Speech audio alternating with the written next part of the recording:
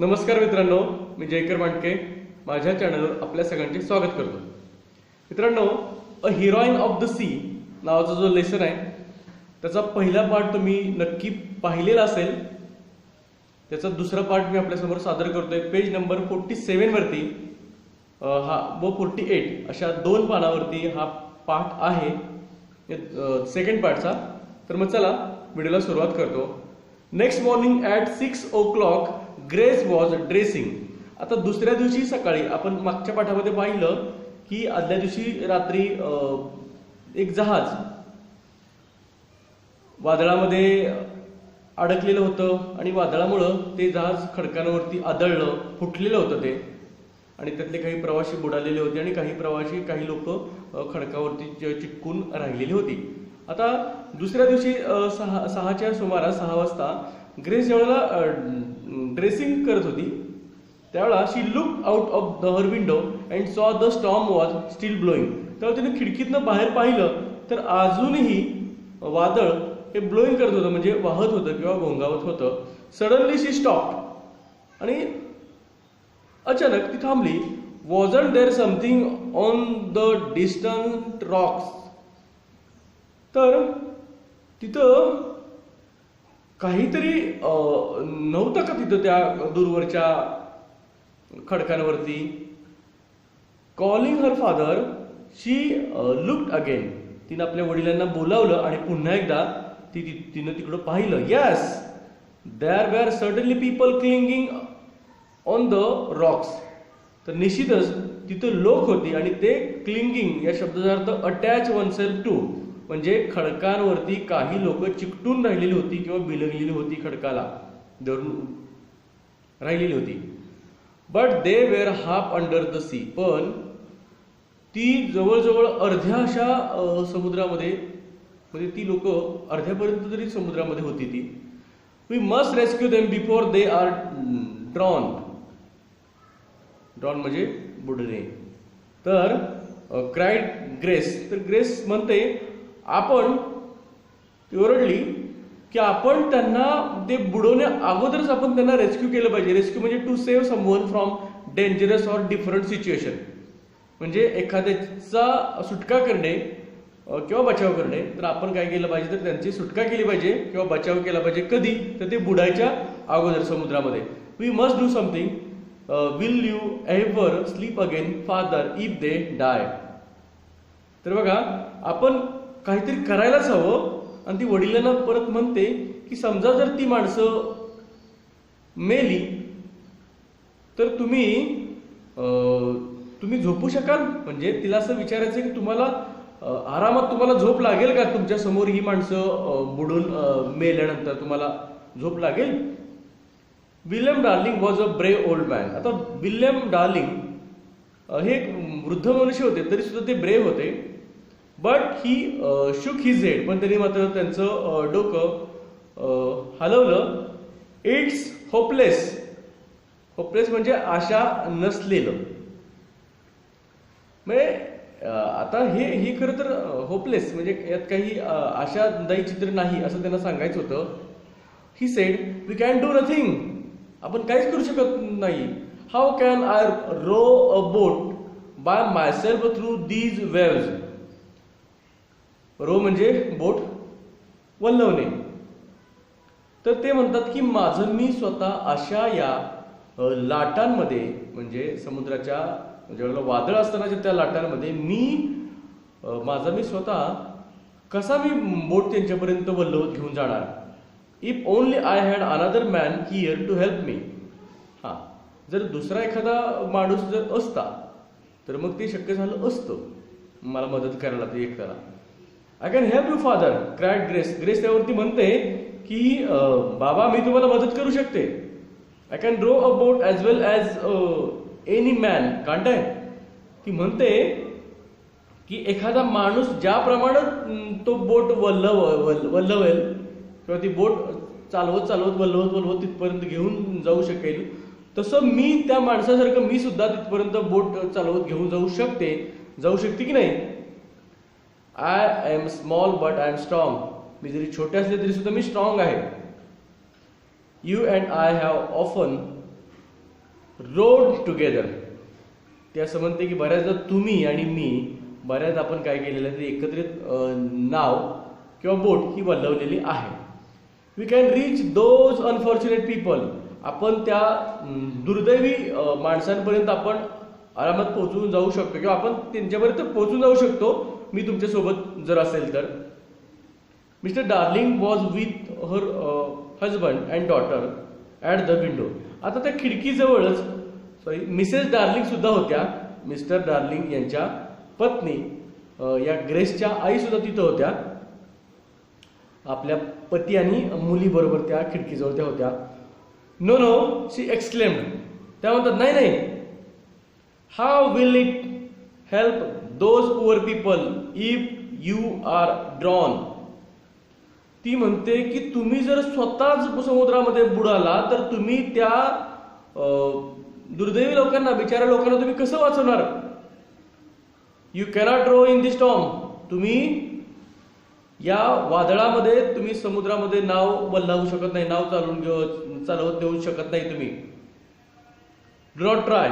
अजिबात प्रयत्न करू नका. A girl like you grace cannot do a man job. परत ती ग्रेसला त्या म्हणतात की ग्रेस तुझ्यासारखी एक मुलगी माणसाचा जे का पुरुषाचं काम आहे ते करू शकत नाही. Let us pray for them. Husband God will help them perhaps but we cannot. ती म्हणते की आता त्या माणसांच्यासाठी आपण प्रार्थना करूयात की ते वाचावेत म्हणून. कदाचित देव त्यांची मदत करेल पण आपण अजिबात त्यांची मदत करू शकत नाही असं त्या म्हणतात. ग्रेसच्या आई ग्रेस आणि तिच्या बाबांना असं म्हणाल्या. Grace was determined however she argued until at last her father agreed. आता ग्रेस ही तिचा निश्चय अगदी ठाम होता. तरी सुद्धा तिने काय केलं तर जोपर्यंत आपले वडील तिच्याशी सहमत होत नाही तोपर्यंत तिनं त्यांच्याशी आर्ग्युमेंट केली म्हणजे वाद घातला. Poor Mrs Darling with a heavy heart help them to get the boat out. आता बिचाऱ्या मिसेस डार्लिंग अगदी हेवी हार्ट म्हणजे सॅडली दुःखी मनानं त्यांनी काय केलं त्यांना बोट बाहेर काढायला त्या दोघांना त्यांनी मदत केली. ग्रेसच्या आईनं बोट बाहेर काढायला त्या दोघांना मदत केली. She watched and prayed as they set off. Set off या शब्दाचा अर्थ बिगॅन अ जर्नी म्हणजे त्यांनी ज्यावेळेला समुद्रामध्ये प्रवासाला सुरुवात केली सागर तिथपर्यंत त्या लोकांपर्यंत पोहोचण्याचे त्यावेळेला त्यांनी त्या पाहत राहिल्या आणि परमेश्वराकडे त्या प्रार्थना त्यांनी केली. Anyone who has seen a storm at sea can imagine that journey. आता ज्यानं समुद्रामधलं हे वादळ कसं असतं हे ज्या व्यक्तीनं पाहिलेलं आहे तीच व्यक्ती या प्रवासाची कल्पना करू शकते. The boat went up and down over waves as high as hills. आता ते बोट समुद्रामध्ये ती गेली त्यांनी वल्लवायला सुरुवात केली. काय व्हायचं तर ती बोट त्या लाटांबरोबरती अगदी टेकडीच्या उंचीच्या अशा उंच उंच अशा त्या लाटा होत्या. त्या लाटांवरती ती वर जायची बोट त्या लाटांबरोबर आणि परत ती खाली यायची. Sometimes it stood on one end sometimes on the other end. काही वेळेला ती लाटांच्या वरच्या टोकावरती असायची काही वेळेला ती दुसऱ्या याच्यावरती लाटेच्या. It went up to top of a wave and then down into great valley. खूप उंच असे त्या लाटेच्या वरच्या टोकावरती ती त्यांची बोट जायची तर काही वेळेला ती खाली. त्याला व्हॅली असं म्हटलेलं म्हणजे दरी. त्या खालच्या बाजूला ती बोट त्या ह्याच्या समुद्राच्या लाटेबरोबर ती वर खाली होत होती बिटवीन द वेव्स लाटांमध्ये. Every time they went down the boat nearly went under the water. आता प्रत्येक वेळा ते ज्यावेळेला ते लाटीबरोबर खाली जायचे त्यावेळेला जणू ती समुद्राच्या पाण्याच्या खाली बोट जाते की काही असं ते वाटत होतं जायची ती. But little by little pulling with all their strength on the oars they came nearer the rock. पण हळूहळू ते दोघंही पूर्ण शक्तीनिशी ते ओर्स म्हणजे वल्ले हे वल्लवत ते त्या जिथं ती माणसं खडकाला बिलगून राहिली होती त्यांच्या जवळ ते जाऊ लागलेले होते. ओर्स या शब्दाचा अर्थ वल्ले असा होतो. इंग्लिशमध्ये इथं अर्थ दिलाय a pole with a flat blade used to row or steer boat through the water. म्हणजे त्या बोट वल्लवायच्यासाठी जे साधन असतं त्याला ओर्स असं म्हटलेलं असतं, म्हणजे वल्ले. तर ते घेऊन तिथपर्यंत ते वल्लवत आणि त्या लोकांपर्यंत ते पोहोचत चाललेले होते. The wind and the rain were so strong that Grace could not C.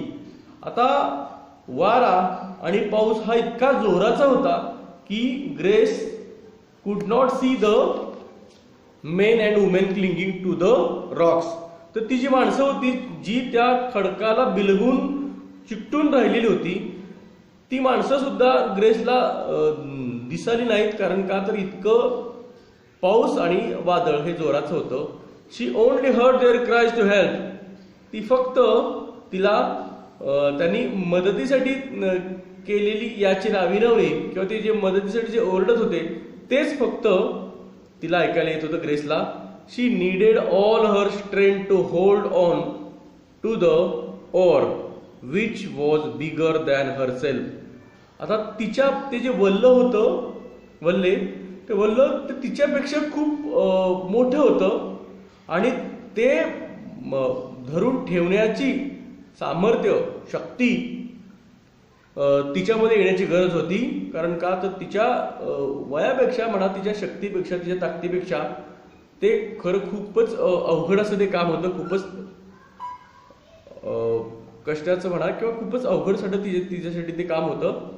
त्यामुळे तिला शक्तीची गरज होती, ताकदीची गरज होती. At last they came close to the rocks. आणि शेवटी ते त्या खडकांजवळ आले. William Darling was able to jump on the rock. आता विल्यम डार्लिंग यांनी कशी त्या खडकावर उडी मारली. ते उडी मारण्यात ते यशस्वी झाले. While Grace all alone. आणि त्यावेळेला ग्रेस मात्र एकटीनं तिनं काय केलं, held the two men in to the boat. तिनं त्या दोन माणसांना आत घेतलं बोटमध्ये. The two sailors from the wrecked ship were able to row. आता त्या दोघांना जिनं त्या बोटमध्ये आत घेतलेलं होतं ते दोघे जण होते ते सेलर्स होते, जहाजाचे ते खलाशी होते. आणि त्यांना आता ही रेक या शब्दाचा अर्थ तुटलेलं मोडलेलं चक्काचूर झालेल्या जहाजाचे ते खलाशी होते. आणि त्यांनी काय केलं तर आता ते हे करू शकत होते, ते नाव ते बोट वल्लवू शकत होते. They help the Darlings during the long journey back to the lighthouse. त्यांनी काय केलं, द डार्लिंग्स इथं दिलेलं आहे, म्हणजे ग्रेस डार्लिंग आणि तिचे वडील विल्यम डार्लिंग या दोघांना एकत्रित द डार्लिंग्स असा शब्द वापरलेला आहे. म्हणजे या दोघांनी त्या डार्लिंग कुटुंबाला ती नाव किनाऱ्यापर्यंत किंवा लाईट हाऊस पर्यंत आणायला त्यांनी मदत केली.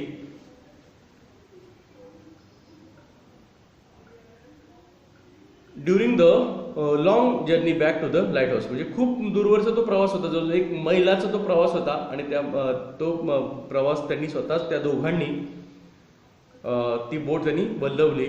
Then Grace and the 3 women get out. आता ग्रेस आणि त्यातल्या 3 बायका तिथून खाली गॉट आउट, तिथून खाली उतरल्या. Old William darling and the 2 sellers rowed back across the dangerous sea to rescue the 4 men still on the rock. आता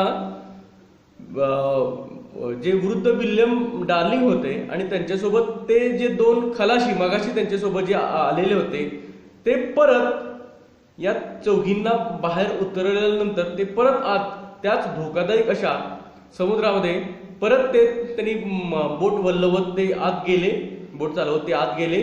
कशासाठी तर उरलेली जी 4 माणसं अजूनही खडकावरती बिलगलेली होती त्यांना वाचवण्यासाठी, त्यांची सुटका करण्यासाठी ते परत गेले.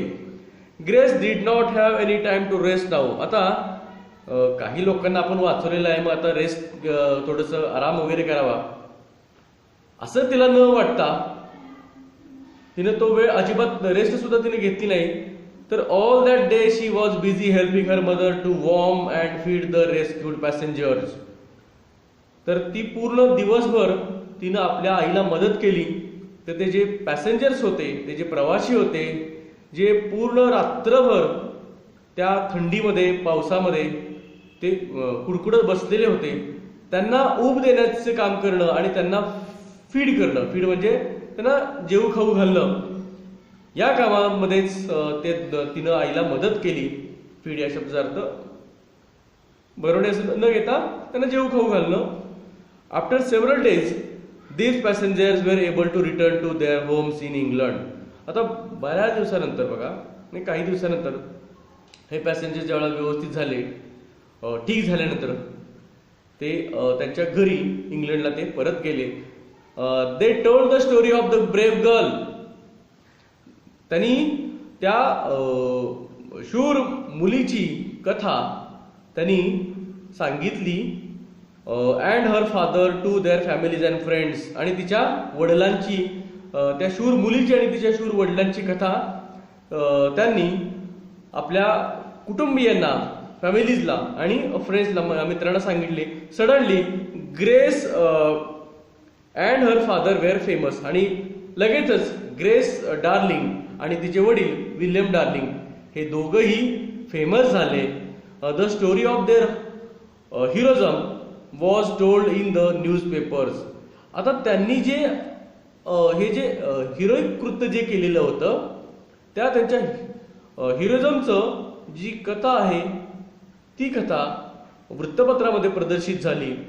मनी was raise to help all the lighthouse keepers in their dangerous lonely lives. आता लोकांनी पैसा उभा केला की जे हे जे लाईट हाऊस कीपर्स आहेत, म्हणजे जे दीपगृह यांचं रखवाली करणारी जी काही माणसं आहेत, त्या लोकांच्यासाठी, त्यांच्या कुटुंबियांच्यासाठी, त्यांच्या जीवनासाठी पैसा उभा केला. कारण का, तर एकाकी असलेल्या त्या लाईट हाऊसमध्ये ती लोक, धोकादायक असलेल्या त्या लाईट हाऊसमध्ये ती लोक एकाकी निर्मानुष अशा ठिकाणी ती राहतात, एकाकी जीवन जगतात. त्यासाठी त्यांच्यासाठी पैसा उभा केला. Grace and her father were given a special reward. आता ग्रेस फॉर देअर हिरोजम. आता ग्रेस आणि तिचे जे वडील आहेत त्यांना एक विशेष असं रिवॉर्ड, बक्षीस दिलं गेलं. कारण का, तर त्यांनी त्यांचं जे हिरोजम म्हणजे हिरोईक जे काही ऍक्शन त्यांनी केलेली होती, म्हणजे एक अतुलनीय जी काही कामगिरी केलेली होती, एक महान असं काम केलेलं होतं, त्यासाठी त्यांना बक्षीस देण्यात आलं. Poor Grace did not live long after the rescue. पण दुर्दैवानं मात्र ही बिचारी जी ग्रेव होती ती त्या रेस्क्यूच्या प्रसंगानंतर मात्र फार दिवस काही जगली नाही. She died at the age of 27. तिचा वयाच्या 27व्या वर्षी तिचा मृत्यू झाला. But she still remembered for her unselfish courage. पण ती आजही लोकांच्या आठवणीत आहे. ते कशासाठी, तर तिचं जे काही निस्वार्थी असं जे धैर्य होतं, या निस्वार्थी धैर्यासाठी आजही लोक तिची काय करतात, तर आठवण काढतात किंवा आजही तिची आठवण केली जाते. She risk her own life for others. तर तिने काय केलं, तर स्वतःचं जीवन तिनं धोक्यात घातलं, जोखीम तिने स्वतःच्या जीवनाची पत्करली. कशासाठी, तर इतरांचं जीवन वाचवण्यासाठी. त्या ग्रेसनं स्वतःचा जीव पणाला लावलेला होता किंवा स्वतःचं जीव तिनं धोक्यात घातलेला होता. तर याचे जे लेखक आहेत त्यांचं नाव इथं पाठामध्ये काही दिलेलं नाही. तर मित्रांनो, छान सुंदर अशी ही कथा आहे. याचे दोन्ही पार्ट तुम्ही नक्की बघा. कृपया तुम्हाला मी विनंती करतो की तुम्ही अजूनही माझा चॅनल जर सबस्क्राईब केलेलं नसेल तर कृपया तो सबस्क्राईब करा. माझ्या व्हिडिओला लाईक करा, शेअर करा. माझा व्हिडिओ पाहिल्याबद्दल आपल्या सगळ्यांच्या अगदी मनापासून धन्यवाद मित्रांनो. हा पाठ इथं संपलेला आहे.